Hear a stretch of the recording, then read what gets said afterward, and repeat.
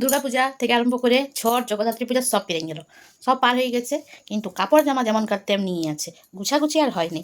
তো আজকে আর কোনো কিচ্ছু করিনি, খাওয়া দাওয়ার পরে ফোনটা নিয়ে বসে যাই, দিয়ে আর আমার কিছু হয়নি। দিয়ে আজকে ভেবেছি না, আজ তো আমাকে করতেই হবে। আলমারির অবস্থা দেখছো, দেখছো নিচটা তখন খুলিয়ে মাথা খারাপ হয়ে আছে, আর এইদিকে আছে কাপড় চোপড়। সেই জন্য আজকে মিশন কাপড় গুছা। এই কাপড় চোপড় করে আলমারিটা গুছাবার আছে, আর সাজার জিনিস গুছাবার আছে, ওগুলো গুছাবো। আগে এগুলো গুছাইলি, তারপরে অবস্থাটা দেখে নাও একবার। গুছাবো যখন, সুন্দর করে রাখবো, তখন দেখাবো একবার। উপরের দিকটা হয়ে গেছে, এদিকটা হয়ে গেছে, নিচেটা পরে করব।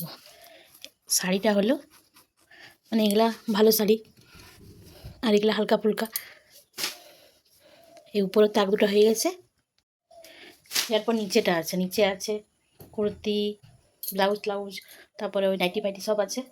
পরে ওগুলো পরে করবো, একদিনে আমাদের হবে না। উপরেরটা হলো, এরপর কালকে আস্তে আস্তে করবো। পড়েছি তো তখন তো টেনে টুনে পড়ে লিখছি, এখন অবস্থা খুব খারাপ হয়ে আছে। সেই জন্যে একটা দিন করে প্রত্যেক দিন দুপুরবেলায় 2-3 দিন করলে হয়ে যাবে, গুছাবো।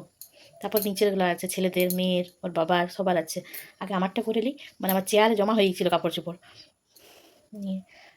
যত আস্তে আস্তে কাজটা কম হয়েছে, বুকটার ভারটা মনে হয়েছে অল্প কম হয়েছে।